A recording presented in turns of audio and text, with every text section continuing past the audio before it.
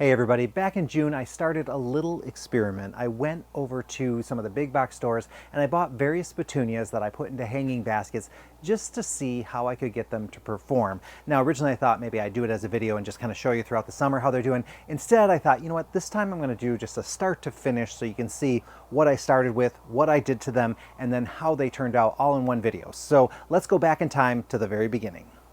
Hey everybody, today I went on a bit of a shopping spree, but I did it all for you because I wanted to see if I could go to one of the local big box stores and buy an inexpensive, tiny petunia basket that I could grow into something magnificent. Now I have no idea what the outcome's going to be, but I think I found some really good candidates. So I went to Walmart, Home Depot, and Meijer, which is a regional multi-state big box store around us, and this is what I bought. And I think the two most interesting ones are the two in front. I got those at Walmart and they were $15.99 for those.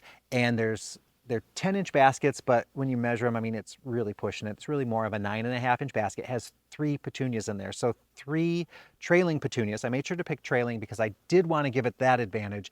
If it was a mounding variety, it probably would be more compact, whereas the trailers are intended to get a little bigger. So I want to try to get something as close to getting big as possible.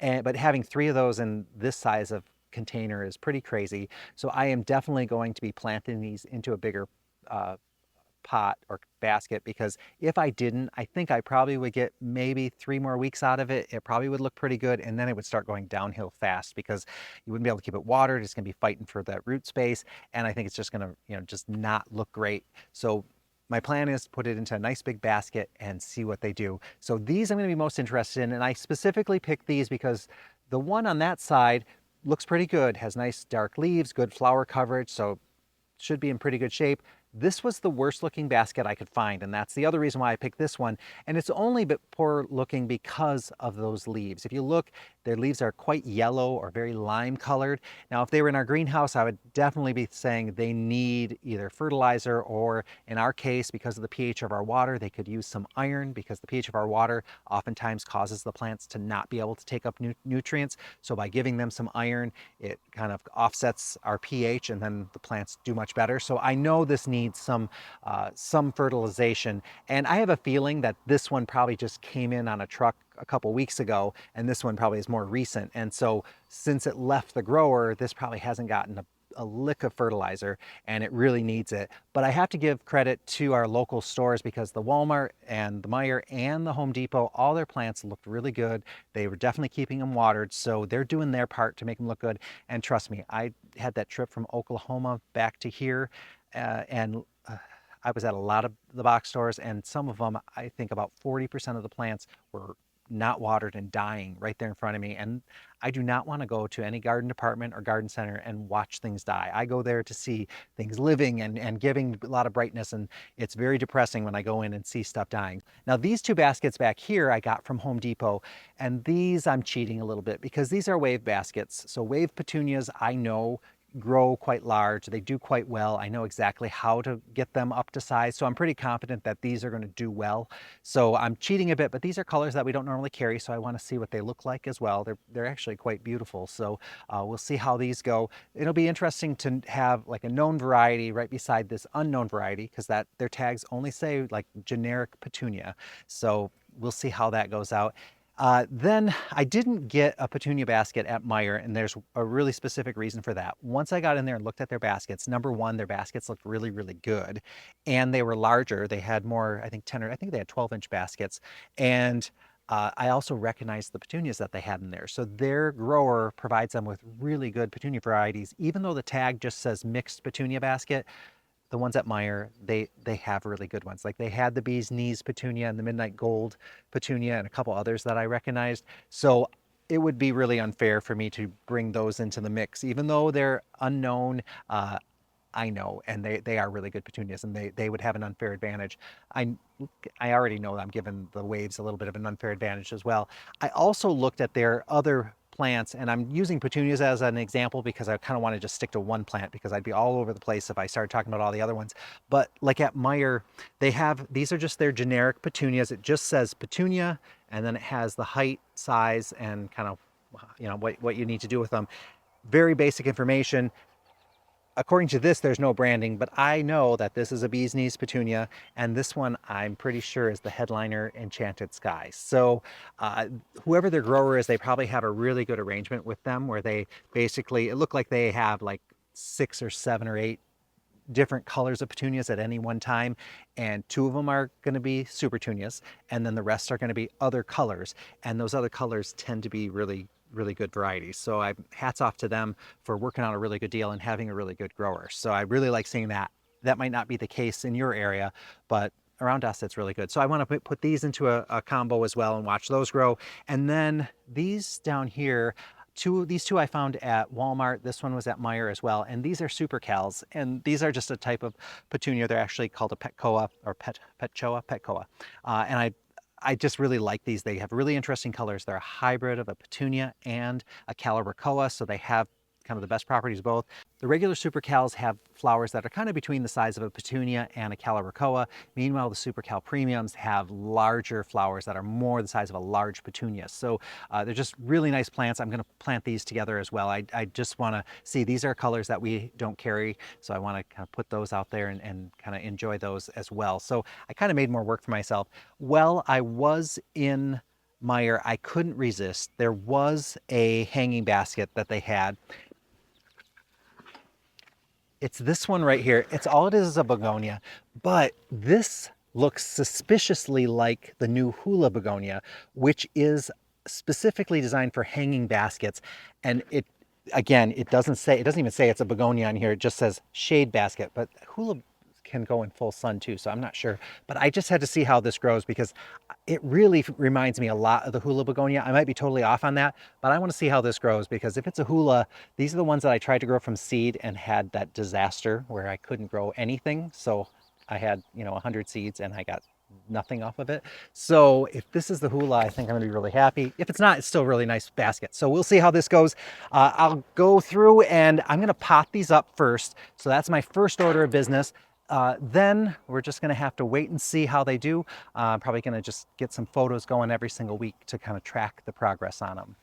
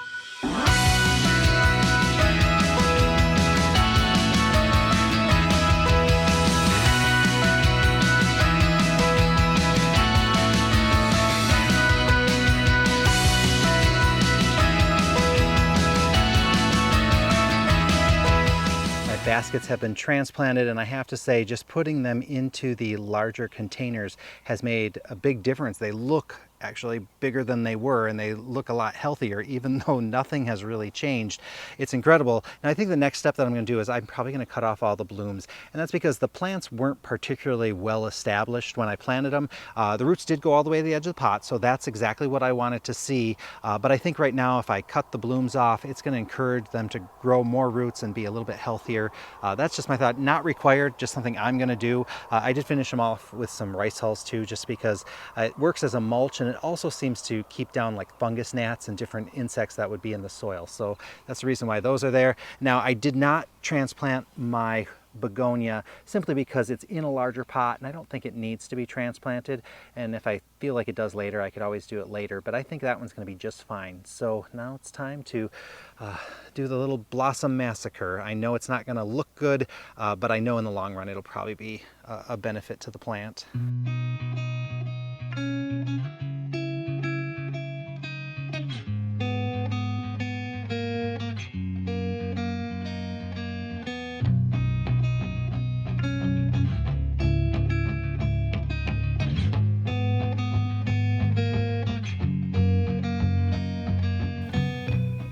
been 10 days since I potted up these petunia baskets, and there's been some progress. Now, to give you a sense of scale, when I first potted them up, they were in these less than 10-inch pots, moved them up to these 14-inch pots, and about 3 of these pots fit inside these white pots. And when I planted them up, the flowers went just to the edge of the black pots. Now you can see they're going over the edge of the white. So there has been a lot of growth just above here that you can see. But if you really want to know the progress, we need to take a closer look.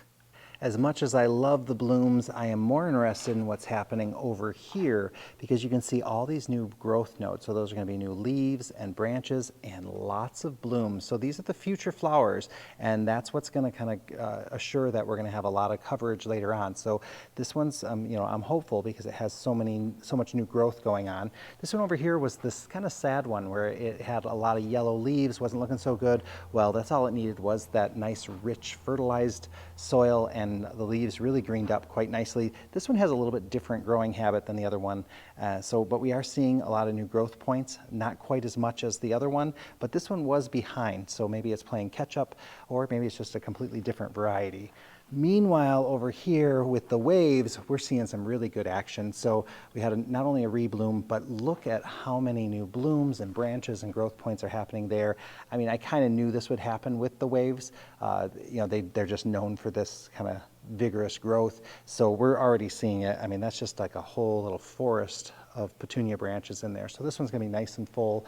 Same thing with this wave. Now this one is getting a little bit more upward growth, but we are seeing some good kind of new buds in there and new branches. So very happy with that. Now, when we go over here, we have those individual plants that I had purchased and potted up. And so these were the SuperCals. Now you might look at this and go, well, that's kind of disappointing. It's not nearly as big as the other ones. Well, remember, these were individual containers of plants. So 3 separate containers that I put into a 14-inch pot. And one of the characteristics of like petunias, calibrachoas, and a couple other annuals is that when they're put into a pot, usually they will not do much growing above. The roots immediately, when they get into good soil, start to expand. And then once they hit the edge of the pot, then we start seeing new growth. And that can take a week to 2 weeks for that to appear. So we're right at that point. And we are seeing some new growth happening right over here on this one, a little bit on the other one.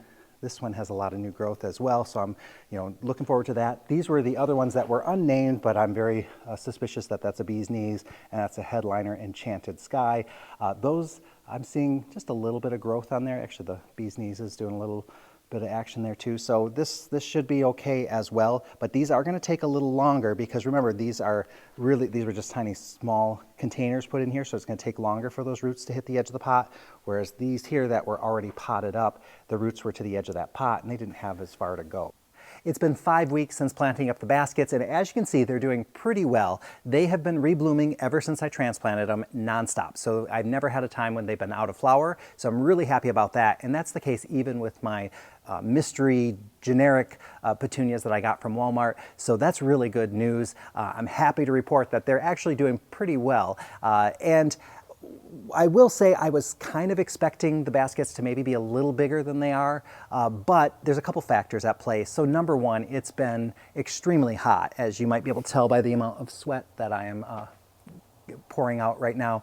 And in the greenhouse, if it's 90 degrees outside, it's probably 120 in here. So these things are managing through a lot of heat, but that also means that the staff are watering them more often, and they might be giving them too much love. I suspect that these are kind of overwatered because every time I go to fertilize them, they are really heavy and full of water, and so I can't give them the fertilizer because I don't want to add more water to them, and so I have to keep letting the staff know, like, hey, hold off on the baskets. Now, I don't want them to dry out, but too much water isn't good because then the roots aren't really developing that much. So it's just kind of something different because like all of our other baskets we had planted, say, in March or April, and so we kind of knew exactly what stage they were at, and all the baskets were kind of growing at the same rate, whereas these here I kind of brought in after we were pretty much done with our season, and so we weren't concentrating so much on water because once we get into July, our mindset is just like water, water, water. Everything needs water all the time.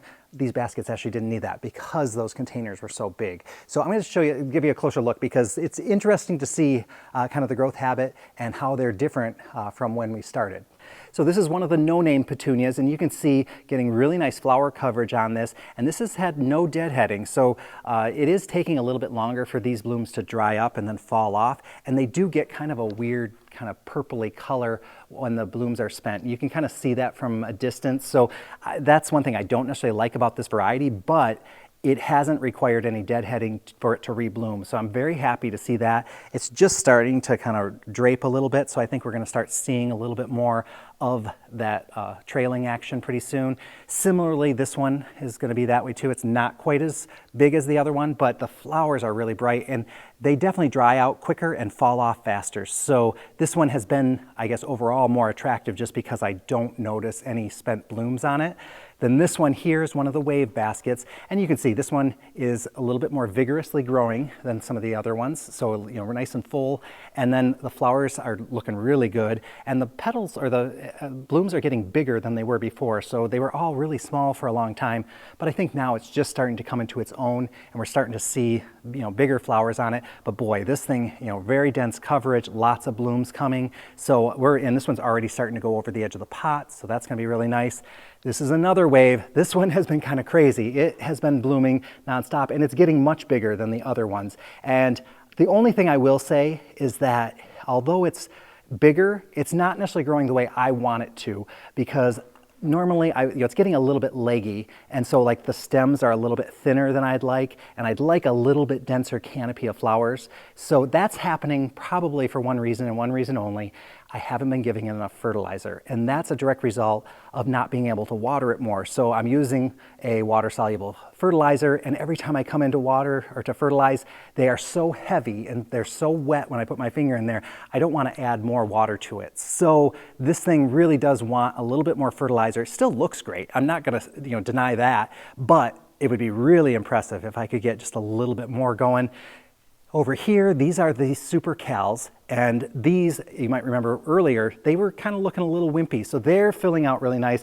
They could also use a little bit more fertilizer, but again, hopefully now, as we're starting to let them dry down a little, we'll see more of that fertilizer, you know, action happening. Same thing here. This is the one that I suspect is bee's knees, and it's, you know, a little sparse, and I think a little fertilizer make a difference. This is the one I think is Enchanted Sky. Again, they weren't marked, but this one's doing, you know, pretty good too. But I mean, we do have lots of growth nodes in there, and again, if these were outside, these would, you know, just be cleaning themselves. And again, I haven't had to do any cleaning on these to get them to rebloom. So that's always a good sign. I'm really happy, especially with these kind of generic ones, to know that you can still get these, and as long as you transplant them, you can still get a really good performance out of them. Now, maybe later on in the season, I'll be able to show you them even bigger. And one thing I will say is I have been in rescue mode. So I was at a greenhouse on my way home from the trial gardens, and these plants were like $1 and $2 each. And I just had to try them. So I wanted to try some more of the Proven Winner Boldly geraniums. So they were inexpensive, so I thought I'd get them. And then thought, oh, I'm going to try this lantana. The price was right. And then this one here, this is a really sad looking Petunia Mini Vista Hot Pink, and it's sad. I mean, really is. But I want to see what we can do, because when I look inside there, lots of new growth in there. So I think if we start giving it some fertilizer, it also was in a shady spot, it would do really well. That's all I'm going to do is go in and cut them off right over here, because I want energy going into those ones in the center. So hey, I can't help it. I just keep trying these out and wanting to rescue more plants. I got to be careful. I got this plant shelter going on. So now it's the middle of September, and here are the results. And overall, I think they turned out pretty good, especially considering that when I went on my trip, say middle of July into the beginning of August, I had talked to staff about keeping an eye on them for me, and every single staff member took that to heart, and I think every single staff member was just giving them a little bit of water every single day, which in the end meant that they were kind of overwatered. When I came back in August, they hadn't really grown much, and I think all that extra water had kind of stunted them a little bit. So then for the second half of August, we've really reduced the amount of water that they get and really been consistent with it to make sure that they stayed at the right moisture, and they've grown a ton since then. So it's really nice to see. I want to remind you, we have done no trimming at all on any of these plants, no cleaning. They're in the greenhouse, so they don't even get wind to knock off the dead flowers. So, you know, this is what they really look like with only keeping them watered and fertilized. So let's take a closer look. So right from the start, this wave petunia has been absolutely fantastic. This is the one that was kind of growing more upward. You can see now it's started to trail more, definitely covers the entire pot. Again, no trimming at all. I think if we kind of kept feeding this one over the next, say, month or two, it would get big enough that we would probably give it a little bit of haircut. But I mean, it's been nonstop flowers, this much coverage. So this is a wave petunia, absolutely incredible. So I would definitely say, hey, get a wave. Now this wave over here, done very, very well. Lots of flowers on it. However, it hasn't been as covered in flowers, but still really fantastic performer. You can see, you know, it just is just a nice, really beautiful plant. The color of the flower is really interesting as well. Now, over here we have some of the no-name ones, and I have very mixed feelings about these no-name ones because they're really beautiful, especially when they're in full bloom, like this area is right now. The thing I don't like about it is that as the blooms fade, they turn kind of a purpley color, and then they get kind of mushy there, and then they kind of phase out for a little while, and so it takes a little while for the new blooms to kind of take off. So this one doesn't get that full blanket of color, but still does pretty good. I mean, this, I'd be happy with this on my porch or whatever. However, I really would prefer some of these other ones. This one is another one of those no-name ones, and you can see same thing. It's been doing, you know, I can really notice the dead spent blooms on it, and then so this one, I mean, it's going to just look better if I do some cleaning, but it hasn't had any cleaning and it continues to bloom. But I think both of these would probably do better if they were deadheaded regularly. I think we'd really see a lot of good coverage with the blooms. Now over here, this one here is the one that they were no-name petunias from Meijer, but this is a pretty incredible petunia, and like I said, I'm pretty darn sure this is the bee's knees petunia, or you know, like the Supertunia saffron finch. They're definitely very similar plants. So this is, I'm very certain that that's what this one is. And then this one here is the headliner Enchanted Sky. And so this one has that nice speckled flower. But look at the flower coverage on these. And these have been very consistent with their blooms. Lots of flowers on them. They never go out of bloom. And I don't notice the spent flowers very much. You know, there's a couple in here. So this is kind of just one spot in this. But you can see it looks a lot better than what I see over here, where I see all these kind of spent blooms.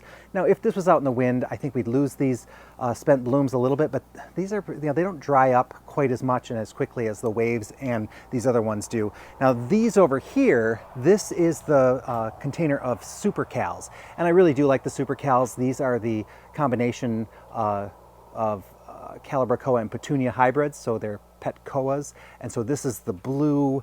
This one I think was a rose color, so they're not quite as, and this is, I think it's like an, is it artisan pink or something like that? But you can see these are doing really well. They're not growing quite as big as the other ones, but the SuperCals themselves, unless they're the SuperCal premiums, the flowers are going to be a little bit smaller. But look at the flower coverage on this, and look at how nice and healthy the leaves are. I really still, you know, I'm a big fan of the SuperCals. So this is showing me that there is a benefit to kind of getting kind of the hybrid, more modern types of petunias. They're so much easier, but I mean, like I said, these are still pretty good, but you know, when you compare that to, say, this one over here, it's just no comparison at all. I would put this on my porch any day, whereas the other ones, they'd be okay. Let's see if we can see what they look like from this angle too. So yeah, you can see, just beautiful. Really happy that I did this experiment, and it's just nice to see them. And boy, look at how that yellow just stands out. And yellow petunias, that's kind of a new thing for the industry too. So we're seeing a lot more of the beautiful yellows as well.